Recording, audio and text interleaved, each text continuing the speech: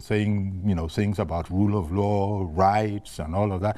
But then I read one which sort of was saying that she had always been in support of cooperating fully with the EFCC. Indeed, had been in touch with them quite regularly. So in between there, I suppose we'll be finding out as we go along where matters stand and what exactly the EFCC means by money laundering, if indeed that allegation is correct. So that's what we have. Now, anti-corruption crusader, Mr. Lanre Suraj, is our guest this morning. So I say a fine morning to you, Mr. Suraj.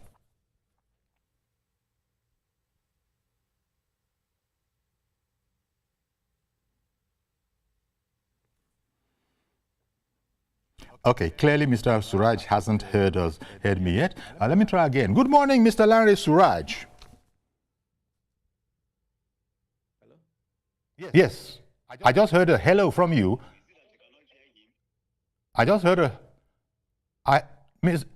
Mr. Suraj, can you hear us? Good morning. No, we can see that you can't. Well, as soon as we fix that, we'll be talking about this because, it's important.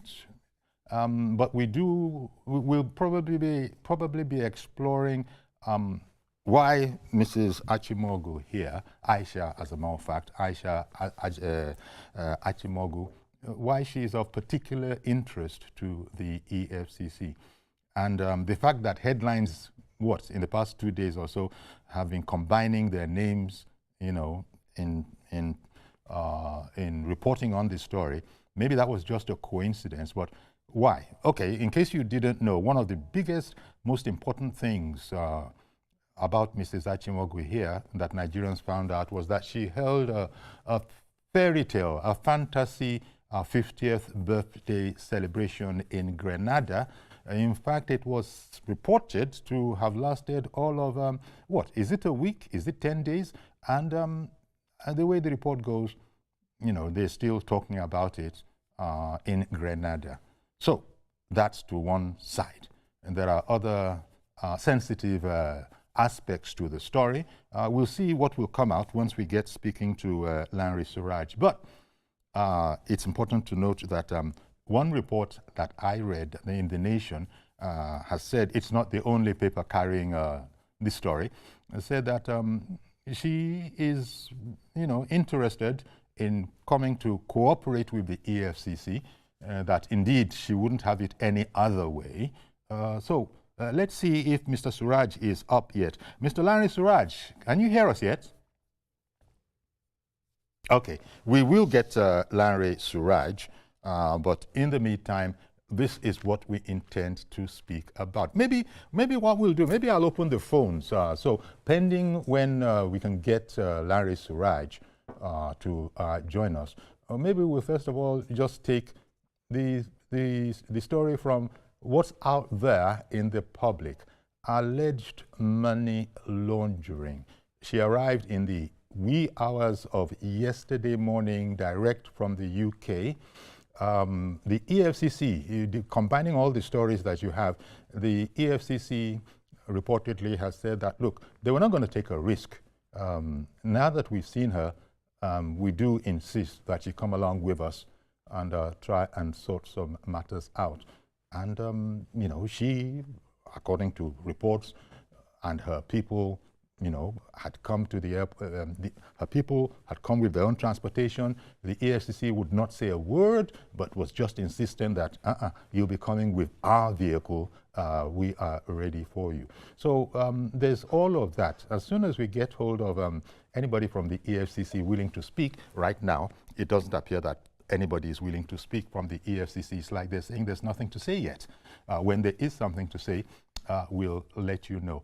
But it comes down to, I think I have to concentrate on this. I'd made the point that two names were combined in a lot of the headlines. E-money and then this lady here. So I have heard you. Can I just finish my sentence? I have heard you. So sorry about that. As I was speaking, someone was trying to speak on top of what I was saying.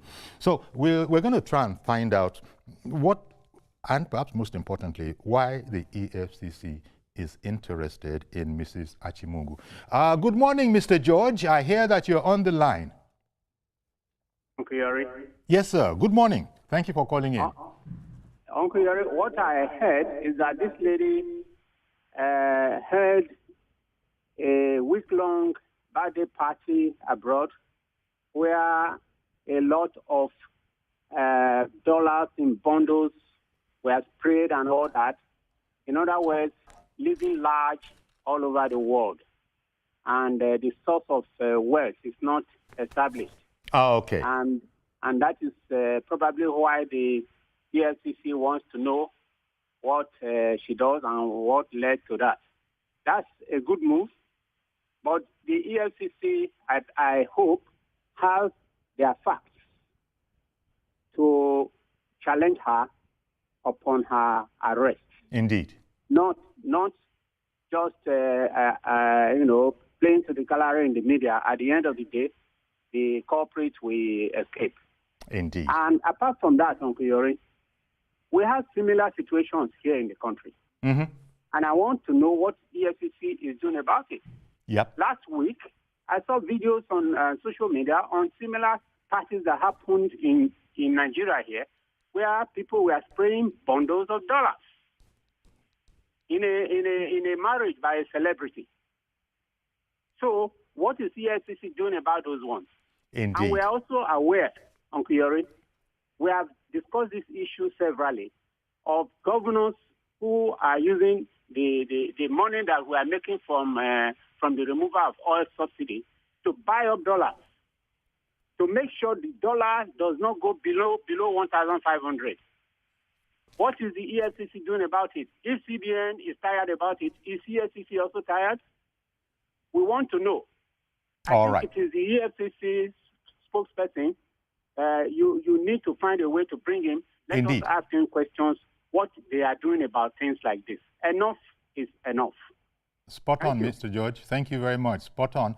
And indeed, some of the things you said is why I was saying that we need to know why the EFCC is interested in her.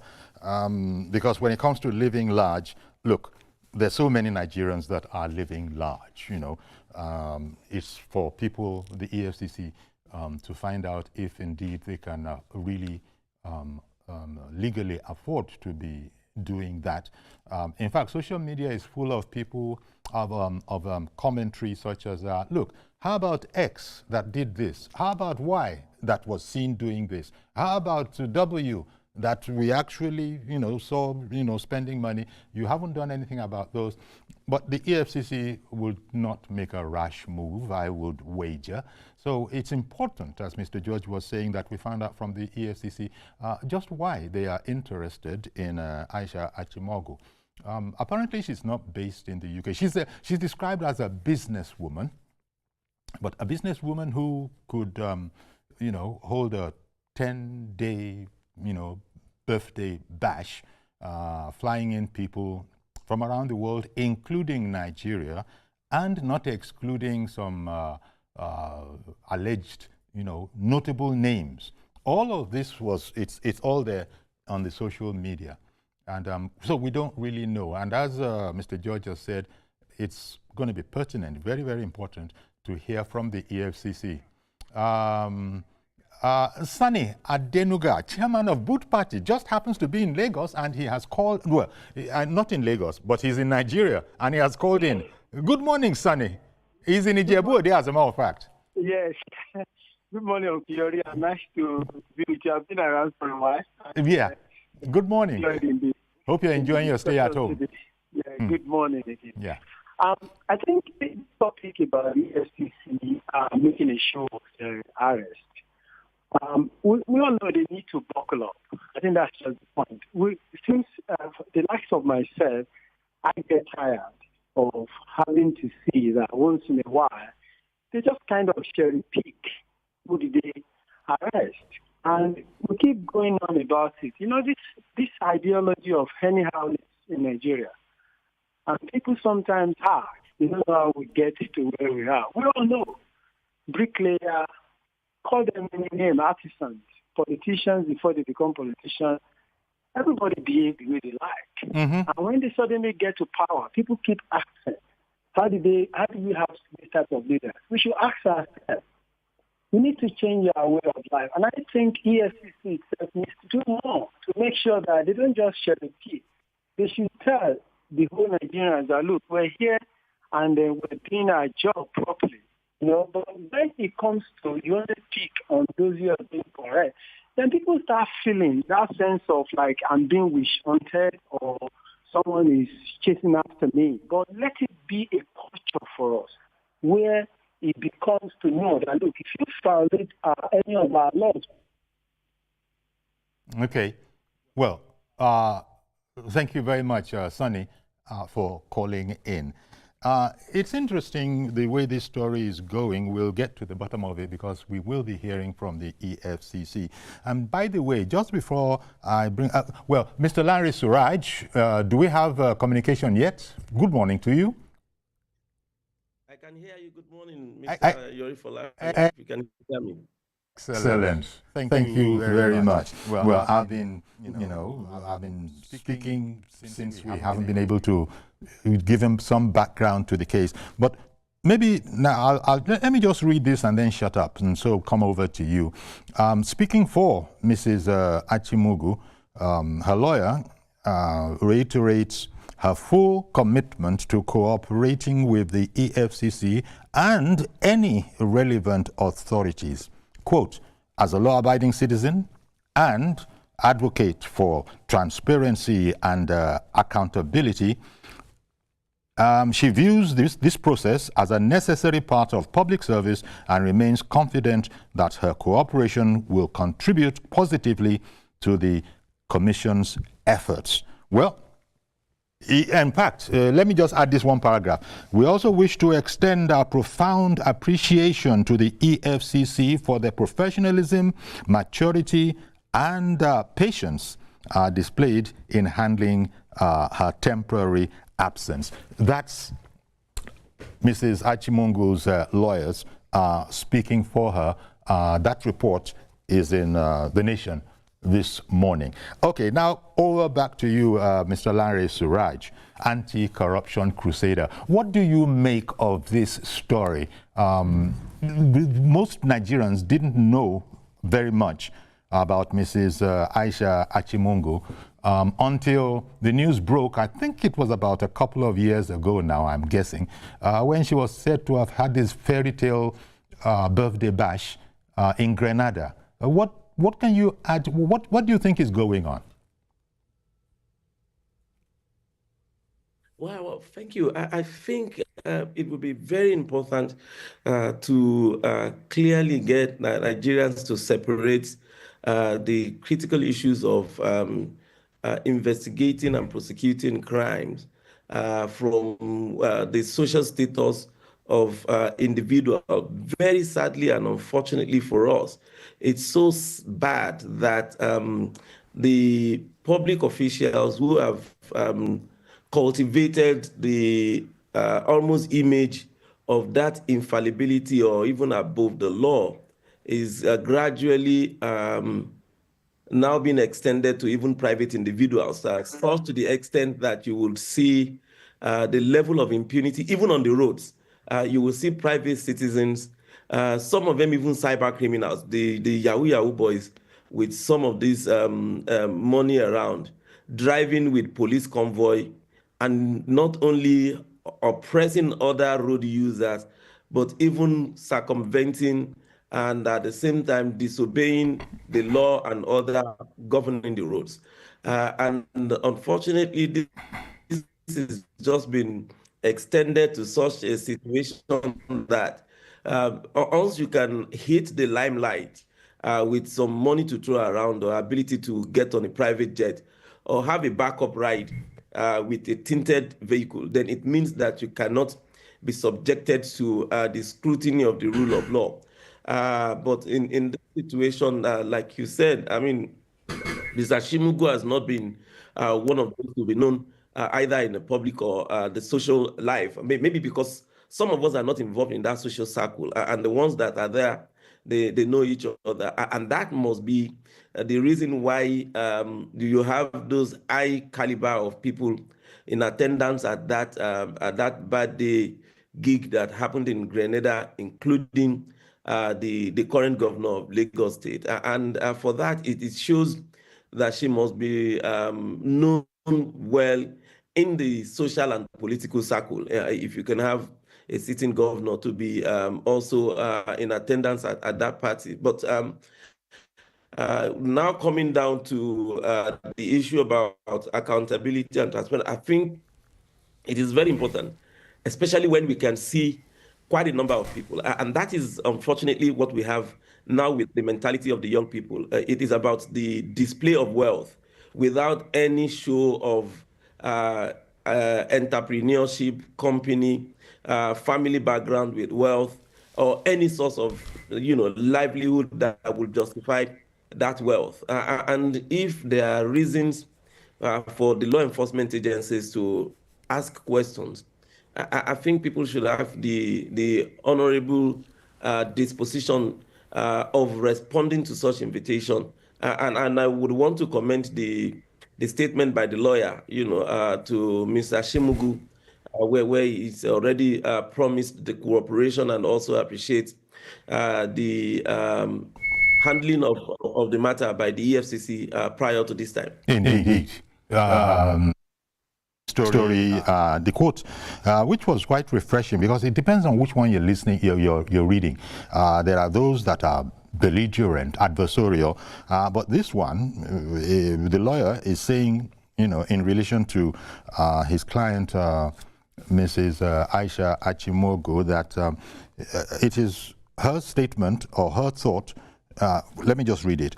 Quote, "We wish to extend our profound appreciation to EFCC for professionalism, maturity, and patience displayed in handling her temporary absence." Apparently, there's been about a lapse of a year between the invitation of the EFCC and indeed her showing up in Nigeria yesterday, if I got that part of this right. And she continues that, they continue on her behalf that their conduct, that is the EFCC, in this period, has been both measured and exemplary, reflecting an agency committed not only to justice, but also to fairness and respect for individual rights and circumstances. So, Mrs. Achimogo continues to be an advocate of the rule of law and believes in the responsibility of every Nigerian to be held, to uphold the credibility and accountability of our institutions. So she said all of that quite right. I mean, she's really serving herself because maybe, I don't know, maybe they saw the incendiary posts that have been out there in the public, and so the lawyers are coming that this might not serve us well. In fact, if you only knew Mrs. Achimogo well, she's an advocate of rule of law and all of that. But Larry, the other thing is that people are saying, look, why don't we have a standard kind of operating procedure? They are recalling on social media incidents that are similar to some other incidents of money laundering or offenses against currencies and that have now ended some people up with questioning, and nothing has been done about those. So they are giving the impression, and I think the EFCC has to be wary of this, they're giving the impression that, as you said, cherry picking who you're going to zoom in on, I don't think that is going to be in favor of EFCC's perception in the public eye. So they have to sort this out while they come and tell us exactly what Mrs. Aisha Achimogo, why she was, can I just use the expression, whisked away by the EFCC? We just need to speak with the spokesperson for EFCC as soon as we can. Efforts have been made in that direction, and they've always come on whenever we've invited them. So we hope this will not be an exception. But people want to know, We've been hearing so much that one has to be careful what one puts out, seeing as the source of all of those things that we're talking about have been the social media. And whoever believes everything they read on social media just needs God's help. You just have to be very, very careful there. Larry was suggesting there, I think he's also quoting from reports that no less than, a sitting governor was reported to have been her guest. Now, if that is true, straight away, it does point to her place in society. Is that going to be one of the reasons EFCC goes after you, your place in society, or what the perceptions are? These are the things that probably are making those on social media come down in this sort of way that it's not fair. There are other people doing the same thing or similar things, and you've not zoomed in on them. How does EFCC, discharge itself creditably in this kind of a situation? Yeah, I think one of the things that I've always cautioned against is also trying to become authority on some of the issues where we also lack even the basic knowledge or understanding. Okay, how do you mean? Not you, I'm not talking. No, I understand. I mean, how do you mean in relation to what you're saying? Exactly. So quite a number of people will pontificate and then come around and make analysis about people that are arrested and the ones that are not arrested. You have 774 local government chairmen. You have several councillors. You have 36 state governors, the ones that are sitting and the ones that are there. You have several thousands of commissioners. I was just reading about the governor of Bauchi appointing about 163 aides yesterday. You have quite a number of also ministers and the ones that are appointed, and we would expect EFCC to be the one going after majority and all of them. And then if it doesn't go after the ones that we have perceived to actually have either violated or abused office, without sometimes even having the evidence, it becomes a very difficult challenge. And one of the things that is very crucial for us is if we find the ones that are working, rather than denigrating or attempting to undermine, then the best thing is to challenge them with verifiable evidence and information. And at the same time, spur the other ones. We have the ICPC, we have the Code of Conduct Bureau, we have the Special Fraud Unit of the police. So it is not just about, so where EFCC is just making some of the efforts, there would always be shortcomings and there will always be limited capacity on their part. So we need to cut them that slack. Some of the questions, very simple. With this one with Mr. Shimugu, just mere search about the trajectory of the case would tell an average person that before now she had gone to court to restrain the EFCC from inviting or arresting her. She just lost that case. I think it was on Friday, on Monday, that the case was lost, that the judge ruled against her and said, you have been there to the EFCC before. They've granted you administrative bail. They did not detain you illegally. You had your freedom after your honoring their invitation. So there's no basis for you to come and say that you should not be invited by the agency that has not done anything in violation of your law or of your rights. So at that point, there becomes no ground again for either evading the invitation of the agency. And I would want to also commend if she, on the ground of that the decision by the court, decided to come and then also honor the invitation. This is the kind of thing that is civil. It is not just sufficient for people to then say, oh, okay, because there are others that have not been invited, or because there are others that are not being investigated, then the ones that have been investigated. I think we're actually getting it wrong. Everywhere in the world, there would be cases where either in terms of order of priority or under the time under the gravity of the offenses and the availability of evidence. It is not just enough that EFCC would invite, investigate, and at the same time gather the evidence.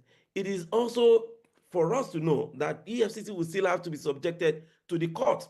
And if care is not taken, just any case. I mean, it's very, very interesting. When the 753 buildings were discovered by the EFCC, and the EFCC deliberately just mentioned the name of a public official without actually mentioning Emefiele.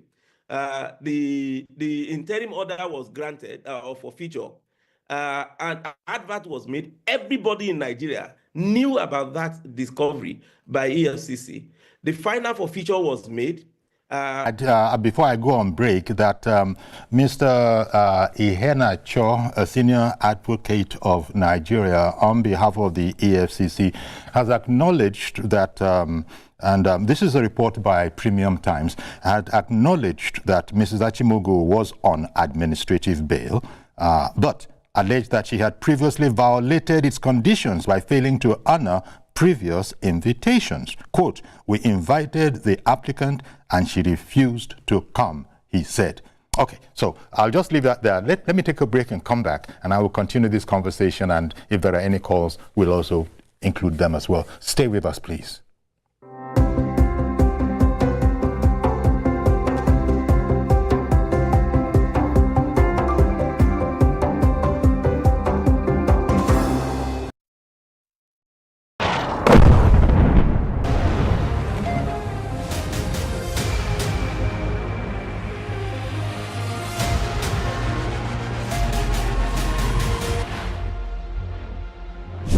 Every attack on oil and gas facilities is an attack on our commonwealth, and our environment suffers for it.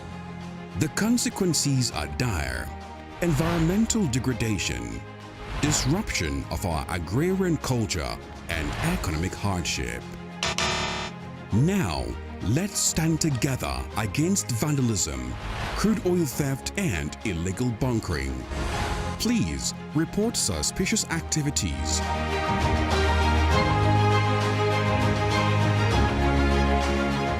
Protect our commonwealth and environment, for the fate of our nation depends on it. This message is from Tantita Security Services, Nigeria Limited.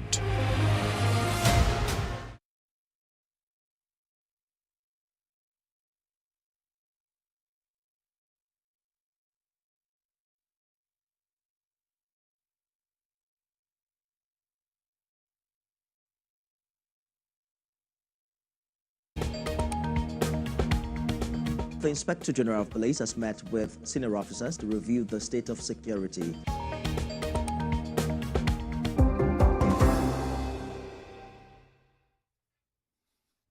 Okay, welcome back. Mr. Lanre Suraj is our guest, and we're talking about the EFCC arrest of Aisha Achimugwu.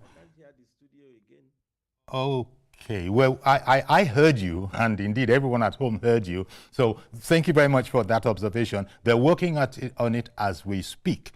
Okay, but let me just, can you hear me, Larry? Yes, you're sounding so faint, but I can still hear you. Barely hear you. Yeah, everybody that needs that information has heard it in our technical section. Thank you very much. Now, Justice Justice Iang Ekwo has actually directed that the EFCC should present in court Mrs. Aisha Achimugwu today. So I imagine that is probably in progress right now. So to come back to the matter, we need a lot more clarity, but the EFCC has said through its own lawyer, a senior advocate, that yeah, she is on administrative bail, but it's so bad. I can barely hear what you're saying from the studio. Yeah, so sorry about that. And the interesting thing is that it wasn't like that in the first half of the program. I'm sorry about this because it's a technical issue, because this is exactly the way we were speaking and you were hearing. Is it getting better now? Okay. Yes, it's getting better now. Can you hear better now? Can you hear us any better? Yes. It's a little better now. Yes. Oh, okay. So as we are speaking, can you still hear me? Yes. Okay. So as we are speaking, Aisha Achimugwu should be in court. That's according to the directive given in a brief ruling yesterday by the judge. So we need to be sure that the EFCC is on top of this situation. And I think it needs to dispel in the minds of people that you referred to it in your opening remarks, that EFCC engages in cherry picking. No, please pardon my maybe a bit kind of, it might be considered, even for me, it might be considered to be conservative, but I think it's just about the reality of what we need to also deal with. Yes, so the news is outside there. EFCC had invited Ms. Ashimugu, and she honored the invitation, got on bail, refused to attend subsequently, went to court, lost the case in court, and traveled about, came back to Nigeria, got arrested. The news is out there that she's already been arrested by EFCC to further their investigation. I'm wondering, what do we want the EFCC to say again? I mean, EFCC is not expected to be telling us about the investigation process. It has to be when it goes to court. They can also compromise the process of the investigation. Let us try and be a bit more conservative in the way that we want to expect things. It's not everything that is discussed on the pages of newspaper. It is not about the violation of our rights. The law allows the EFCC to invite anybody, any of the law enforcement agencies. And once the due process is followed, once the court has said, go and also submit yourself to the investigation. Unfortunately, because of some of these kind of also public decry and the rest of that, of even the process and operations of some of the operations of the law enforcement agencies like the EFCC. I mean, I'm not talking about police that would even just not even invite you, not be civil in any way to give you a prior invitation to arrest, that would just come to your house and said somebody lodged a complaint against you and you are under arrest. And this is what happens every day to every common man. It's only the big men that sent the invitation to. This we're not talking about and not making an issue. It is the high-profile persons that we start crying over their invitation. I mean, so if all this process of the law is being followed, why would we be putting the EFCC under undue pressure to come and make the statement? I really just can't understand it. So if there's a lawyer who has already spoken for her, yes, who has already said they're willing to cooperate and support the process. So the lawyer who is supposed to know is not crying about violation of our right or anything. So what are we talking about here? Okay. Let me take Pat, who has been holding on for a while, and then later on I'll come and add some of the stuff that EFCC itself has advanced in court concerning why they're interested. Good morning, Pat. Good morning. Please go ahead now. Good morning. Yes, thank you for calling. Go ahead, please. Okay, I just want to contribute. Sure. To this topic. The point remains that, from my own observation from things, I noticed that once they come up with all this EFCC arrest and all that, after a period of time, they don't give us any results. They don't tell us how far they've gone with it. The matter just dies there. So for me, as far as I'm concerned, with time, we will not hear anything again. So that's my contribution. Thank you so much. Thank you very much. And I'm sure the EFCC is also listening, and they need to evaluate that comment and see what they can do about it. But Larry, let me go back to what I said. Now, I'm reading here, and that's all that we have at the moment. But I suppose it's good because it's the EFCC's case against Ashimugu. The EFCC has provided, and I'm reading directly, quoting directly from a paper this morning. It says in its affidavit filed in response to application instituted by Miss Ashimugu, that, well, Ashimugu is an Igbo name, and the lady herself is the Shanj operators who in turn made payments to the federal government via corporate accounts. So, Larry, you can see where this is going. You can see where interest is coming from with this kind of report that I understand was provided by the EFCC via an affidavit in court. For those who are saying, now the commission has alleged that the ultimate source of the said sum of 25.3 million used in the acquisition of the oil blocks were not linked to her lawful earning or income of any of her business partners, and that the acquisition of the oil blocks was marred by corrupt practices as bribes were paid to officials of the Nigerian Upstream Petroleum Regulatory Commission in the process. Now, it is the EFCC saying so in an affidavit that it has put before the court. For those of us that are saying, what exactly has Ms. Achimogu done? People who are interested can check out that story. It's out there. They can even just dial it up on their phones. EFCC arrests Aisha Achimogu at airport. That's a timeline of April 29th, right now. That's where I'm reading from. So that sheds a bit more light, doesn't it, that it's a very, very serious matter. Absolutely. I mean, this is almost talking about, with Buhari the change making direct payment. This is talking about money laundering issue. That is making payment beyond and outside the financial transaction, financial system. That is one on the side. The other one is even under the law of the EFCC, the Advanced Free Fraud Act, it is very much possible for the EFCC to invite, if you are suspected to have earnings, properties that is also can be adjudged to be outside your legitimate earnings, even be invited to come and explain how that happens. And if some public persons have been also seen to have made some payments into your private account, it's also possible for, while those other officials are under investigation, you were fingered to have been the one paying money into their accounts. You might be shocked to note, eventually looking at even mentioning that about some officials in NUPRC. Sorry, your audio has become a bit more difficult. That's no fault of yours. It's a technical issue that we're battling with. And people and the public to check in for themselves.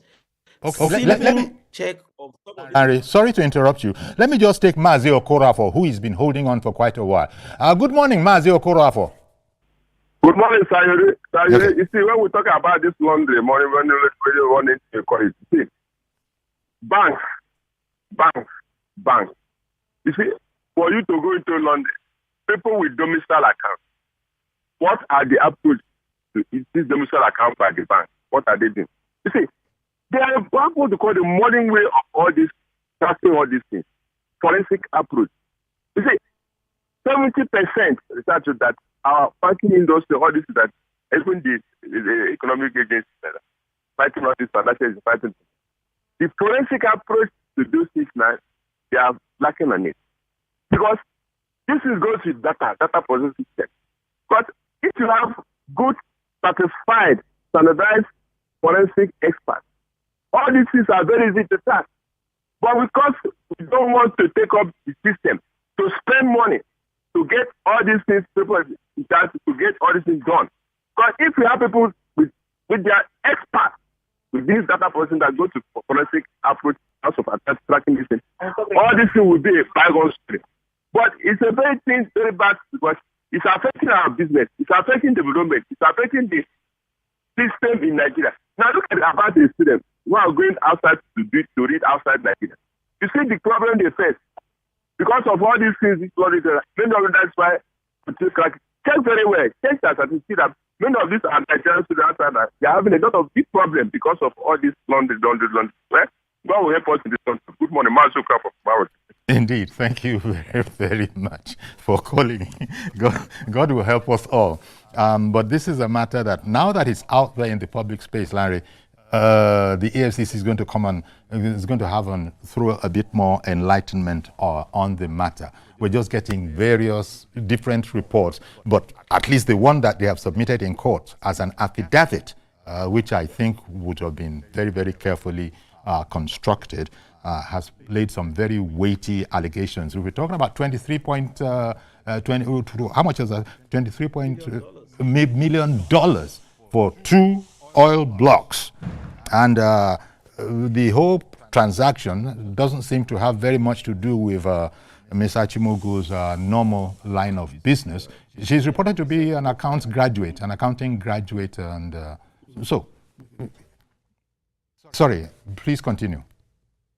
Yeah, I think this is where it's very. I was going to say that. I mean, and if you look at I've had engagements with law enforcement agencies, not only in Nigeria, even with the FBI, with the National Crime Agency in the UK. If we want to look at the level of disclosure and information to the public, believe me, EFCC probably even tower far over and above those agencies in terms of divulging information. Many of the things that you would read about happening prosecutions and investigations of FBI or the rest of them would be through court proceedings and filings. Is where people who want to get information, or even the investigative journalists and the rest, are able to get information about charges or allegations and the rest of that against suspects and defendants or accused in the cases and in the courts. And this is all that was just needed for people. And just like I told you, it's very easy. Why was she eventually arrested? She was in court. We would say that EFCC has been civil to a very large extent to have respect the fact that she was in court and respected her right to exercise that until when the court actually decided on the need for her to go and submit herself to the commission, and for her to also issue that statement. Like I said, I would consider it as one of those civil responsibilities to be discharged by anybody who really also wants to go through and respect the rule of law. But if you can't actually justify some of those things, we know that Nigeria, and except for many of us would want to, and Nigerians who want to pretend that we are not aware and conscious of the developments in the country in terms of how pervasive corruption is, it is extremely difficult. Like I said, for those who don't have the background of businesses and companies, so you will just see a young person of 20-something years, flying a private jet or chartering a private jet that costs about $10,000 to fly from Abuja to Lagos or Lagos to Abuja. And you would say, oh, yeah, he has arrived or she has arrived. And nobody's going to raise the question about where is the legitimacy of that earning? Where do you start from? And the more that we allow the public to distract us from this, the more that we allow the system and our country to continue to degenerate. Okay. It's important that we must be able to start asking questions. It is not just sufficient to celebrate people when they flaunt and also engage in this ostentatious lifestyle that is actually eroding our culture, misleading the young people from towering the path of dignity of labor, and looking out for the rich, quick means of also wanting to be like those that they can see. So they can't even understand that for you to go to school and become a medical doctor, a lawyer, a chartered accountant, and the rest of that. All right, Larry, I beg your pardon, because time is not on our side. One of the main issues that Mrs. Achimogu has brought up is that she was declared wanted. And, again, court filings reveal that she traveled to the UK for urgent medical care on the 3rd of March, shortly before the EFCC's invitation letter was issued on the 4th of March. So that goes to show you that there are all sorts of information, underground knowledge, and all of that. But the much that we can have, I've referred you to where I am quoting from. It's in the paper this morning. The Cable has also reported upon it. Premium Times has reported upon it, and just about everybody else. But,